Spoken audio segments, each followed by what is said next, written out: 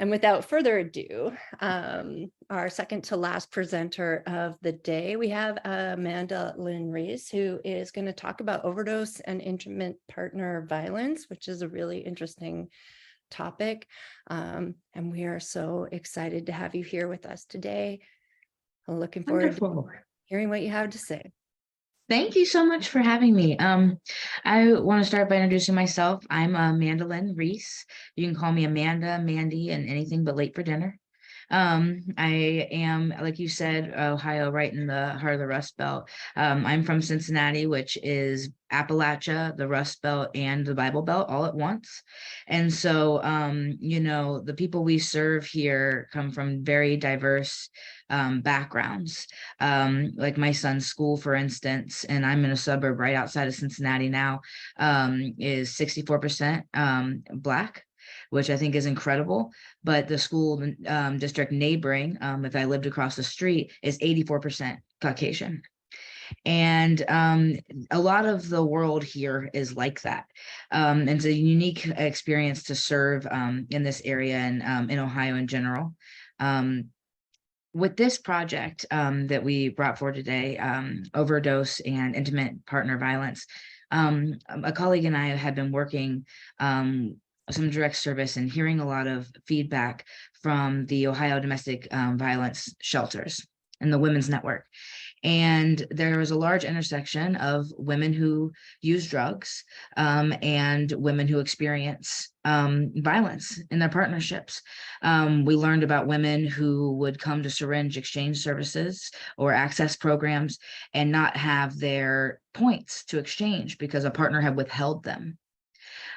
We had heard about people who had been trafficked. We'd heard about folks who engage in sex work and for any various valid reason, and the intersection on how they might experience violence in that work because of the criminalization, which we know in harm reduction is the root of a lot of the problems that people we love and serve and are face. We had been talking a lot about how women who use drugs are actually undercounted. Like the data, people think it's less than half of people who are suffering overdoses are women, and that's not true. A couple of things background here that were interesting for me as we started having these conversations about who a woman was who used drugs. And I think that has been something that's been really beautiful for me and my education, is learning from people what that means to them and how those services can be provided, because there is sometimes gaps in knowledge of service providers and in people who are seeking service, what they qualify for. Especially for this project, we had decided to do some anti-stigma, and that's where we started finding partners and learning this information. And, what we were thinking about was just focusing on women who use drugs and people who present as women, because we wanted to see how their experience differs from others and what needs they might have.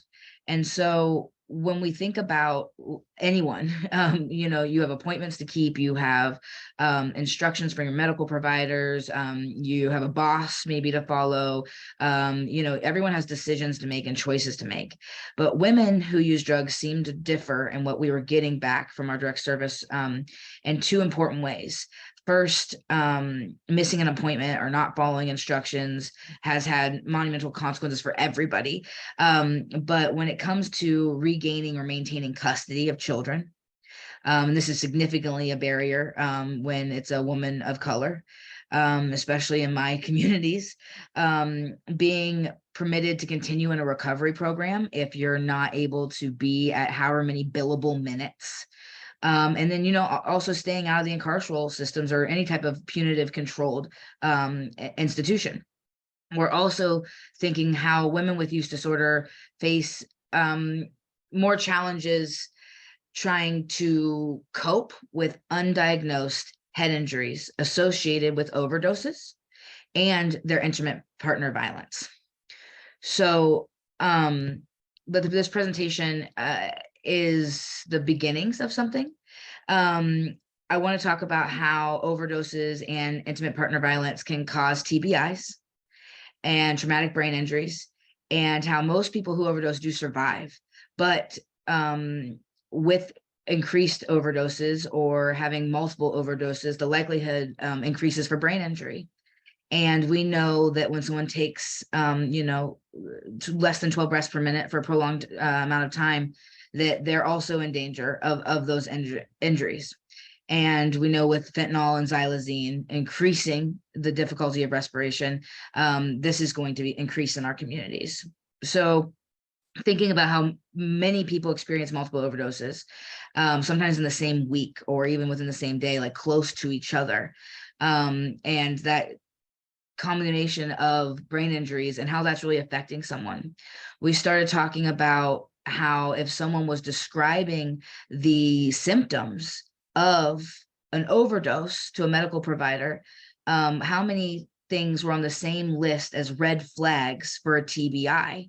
And how when somebody is presenting with use disorder, especially a woman in a clinical environment, how clinicians don't take their pain level seriously, how they don't take their self-advocacy of their healthcare seriously, because of any various reasons, whether it was stigma or lack of knowledge. But when someone presents with use disorder, they stop thinking about those other red flags. And people who use drugs have a baseline too. And if they're still having these symptoms 3, 5, 10 days away from the last time they overdosed, then we need to start thinking about these being traumatic brain injuries, and them getting the correct linkage to care for that. And then through our work, we were finding out that the folks that were really susceptible and vulnerable to overdose, that were women presenting, were also susceptible to this violence. Intimate partner violence can include getting punched or hit in the face. It can also include knocking down stairs. It can include a lot of strangling or ways that your breath is taken. And again, any head injury, in addition to the overdoses, is going to be that cumulative effect. And we know that the more injuries you have to your brain, the more concerning it is to have multiple, right? And so that baseline changes. So when we were describing these potential causes of head injuries with women who use drugs, we were talking about, difficulty in concentration. Okay, difficulty organizing information, difficulty making plans, difficulty with their balance, which is going to cause potential further injuries. But they could also have headaches, incontinence, and there are some things that they might be able to put off as, being a mom. Some of those things happen with just being a mom. Some of those things happen with being a person who uses drugs. Some of those things happen being like a neurospicy, as some people will say, having just, different executive function disorders, or even just differences, just not being neurotypical, but not knowing that these are things you should be looking for in your advocacy of your self-care, creates gaps in treatment. So we wanted to talk to agencies about this problem. We wanted to talk to counselors and psychologists, medical personnel, about how to accommodate this. We worked with the Ohio Domestic Violence Network to create literature and a screening process that would raise awareness of the existence of this group of people suffering these potential injuries, excuse me. And then we also shared resources, local resources for these folks. And all of this is part of our Women's Anti-Stigma Project. And so we use technology in a few ways. Very rudimentary ways in the beginning that are growing into some beautiful opportunities. And that's why I said this is kind of the beginning of this experience. I listened today to all these wonderful presentations, and I was just like, technology is a big, broad term. As somebody who didn't have a computer until 2006, I'm from Appalachia. I didn't have internet until I was at college for the first time. And not even dial up. I would use it at a friend's house or at a library if I was lucky. But getting use to technology for the people I serve is still a huge barrier. And so we used Zoom to get into rural populations or into safe houses, where some of the folks who are experiencing this violence are, and they can't know, we can't share, their location. So using Zoom and other types of, technology to communicate reduced a lot of barriers in who we were trying to serve. And that also got us a little bit more understanding on who these these services might be for. We trained our lay distributors, who started as just volunteers who distribute naloxone in the 88 counties of Ohio, into knowing what the stigma is. We chose some key leaders in different regions and just said, hey, are you seeing this with the people you serve? Are the people you serve, experiencing this? And would they want any of this? Is that something they need? So then we use technology, just the regular things to create encrypted group chats with sex workers, with our lay distributors, with other partners and peers, that could then, create a network of safety to talk about experiencing this violence and experiencing an overdose, and when they needed to be worried, or when they should advocate for themselves, and when they should seek care. And then the last thing we have been working on now is surveying women who use drugs, or who have used drugs, to assess their experiences with overdoses, really understanding their experience with intimate partner violence, and just the symptoms overall, and trying to create data that really tells us which symptoms we need to be making sure everybody looks for. Through this, at some of our outreach events, just having a tablet available or an old iPhone SE, and allowing people to put this information somewhere, we've heard that people are using their pregnancy track apps that they aren't using anymore, to track their pregnancy symptoms, to track their overdose symptoms, to track their TBI symptoms. And then they're having a way to look at what's happened to them in real time. So when they sit in front of a clinician or a doctor again, they have a way to advocate for themselves with a timeline and some sort of documentation. It's hard to remember what happened, but if you have the privilege of having a device where you can track your symptoms, great. We are talking about how to expand that, how to make it so the folks that don't have access to that technology can give that to us, and we can help advocate for them, or a peer, or someone at one of the syringe access programs that collects this data, and how to bridge that. And the other thing that we've talked about with University of Cincinnati med students that are coming to volunteer with our direct services, have said, how can we put this into triage? How can we put this, when someone comes into triage in the emergency room, they are kind of flagged and profiled, which is problematic, right? So one of the things that we can do to reduce that stigma is have them flagged as somebody who's presenting with a brain injury instead of just drug use.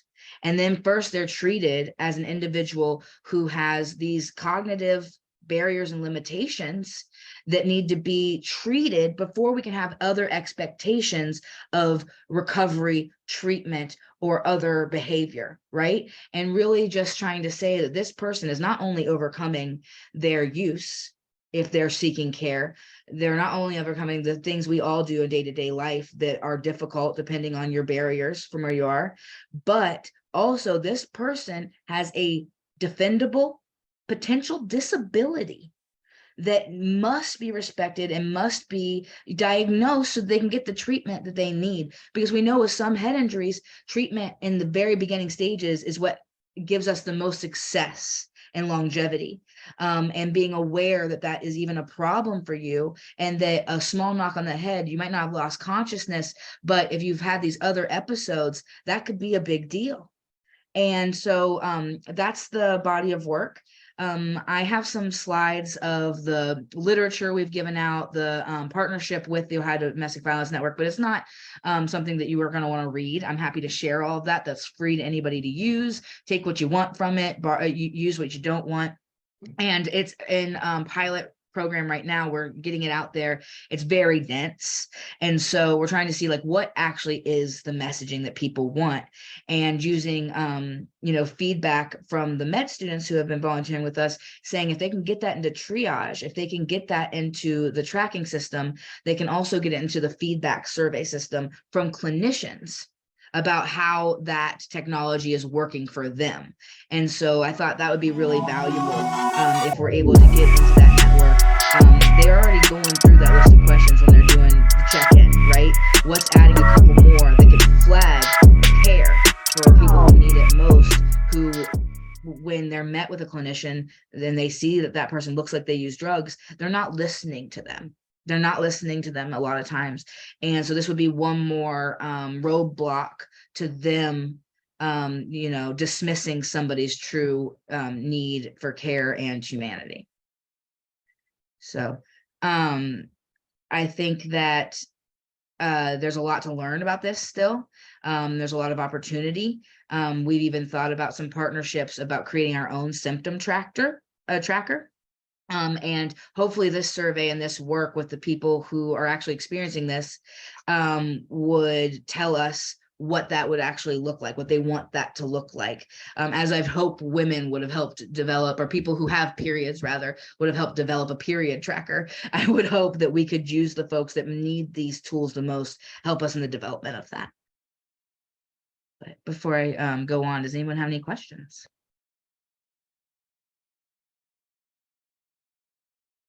Right on. I'm going to remove the spotlight so you don't necessarily feel so out of touch, and you get a chance to see everybody's amazing faces and see their reactions. So amazing. We're so grateful that you got access to the internets, and now we get to to revel in the amazing work that you do. Let's see. I always like to bring that point up because people forget, you know, a lot of folks had it forever and not all of us did. I was using a word processor. It was embarrassing, honestly, but it's okay. We're sometimes being a Luddite actually has its benefits. amen. Yeah. Also loved the term narrow spicy. That's like one of my favorites. It's so great. So we have some questions from Hadis. I'm sorry if I got that wrong. Would you be outsourcing the development of the app, or would you be interested at all in volunteer work from early career software devs? We would love volunteer work. Labor is not free. And so, you know, however we can help, I don't ever want to exploit or take anyone's time or energy, but this is something that you would like to work on. You know, I'd love volunteer work, but I'm also a fan of trying to get things funded once we have a good idea and proposal. So, you know, if you want to work together on something like that, that would be lovely. And then we can try and make sure that our time is valued.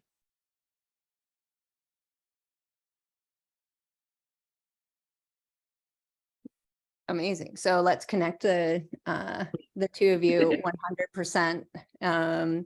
If that's okay, Hadis. Am I getting that right? Are you My on LinkedIn? email. Can you hear me? I can. Yeah, are you on LinkedIn? I am. And then I'm on LinkedIn, and then my email's in the chat now. Awesome. Great. I'll hit you up. Thank you. That's exciting. Thank you. That's like, it's such a beautiful convergence of my interests, really. Wonderful.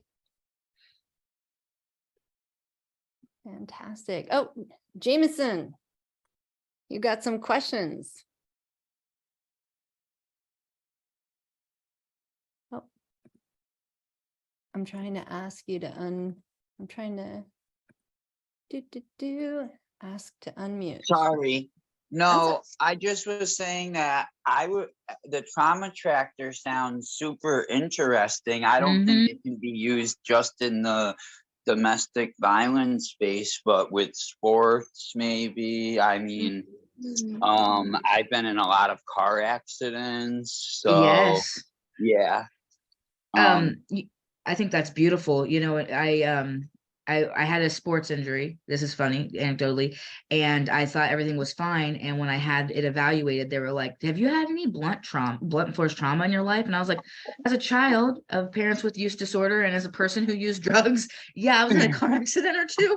And so realizing that compound trauma, like it matters, not just with your head. And so a symptom tracker that could be True. used for medical advocacy is just like goals, right? Yes, totally. Yes, I have chronic pain and other injuries as well. So yeah, not only head trauma. Correct. It would be Right. amazing. Yeah. 'Cause, And I don't know, I didn't American even think of it yet. sorry. Yeah, sorry about that. What were you saying? No, I'm just saying I've been working on this for months, and that thought never occurred to me until you just said that. So like I love you right now. That's beautiful. Yeah, maybe it would help American doctors start to realize that we're not drug seekers. Some of us grow out of it and we're just chronic pain patients Mm-hmm. again. But thank you. Thank you. And thank you, Una. Thank you, Amanda. It was great. Great. Thanks, Jameson. Really enjoyed engaging with you in the chat. Billy, sweet Billy. Where are you? Please ask your question. He disappeared. Oh, he's still here. He's just gone to a different tile spot. Hey, sorry, I was laughing. Good. It was more of an embarrassed laughter, but hi, Una. Hey, AmandaLynn. Hey, Billy. Totally appreciate that presentation. And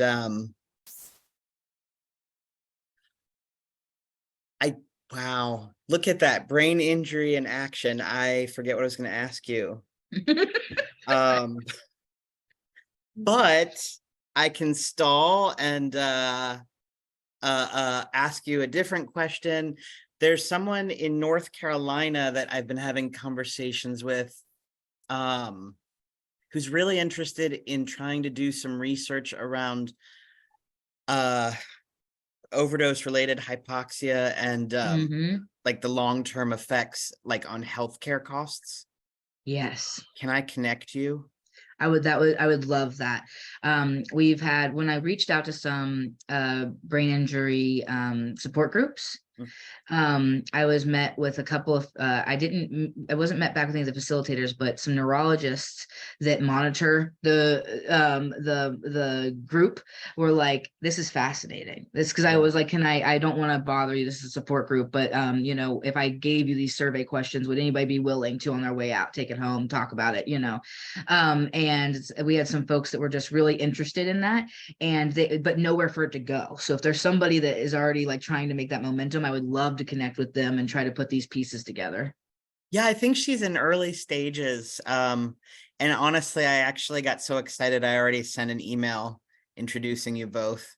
And Perfect. if I actually remember my other real question, I'll just send it to you later. Okay. Thank you, Billy. Yeah, thank you.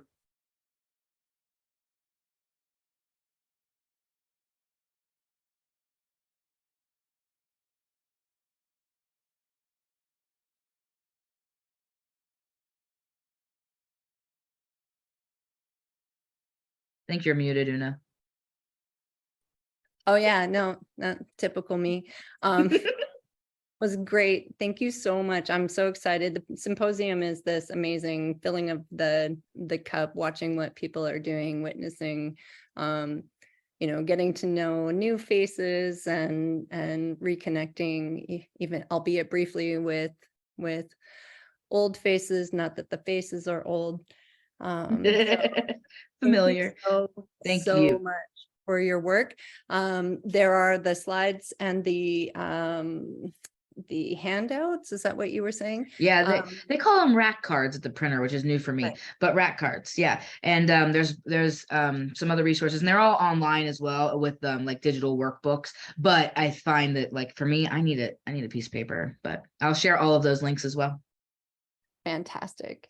I will, we appreciate that, and we will send out that information. And AmandaLynn, if you don't mind throwing your email address or how we can connect with you into the chat, then that will also help facilitate things a little bit more quickly than next week when we get a chance to do our review and send out stuff. So I'm like so excited. Awesome. All right. So a big round of emoji love for AmandaLynn Reese, please. And thank you, everybody. This is now becoming like my favorite part. And I like all the little sparkly hearts. Oh, you can do multiple reactions. Very cool. Excellent. So I'm gonna stop the recording for a few moments and we're gonna get started again.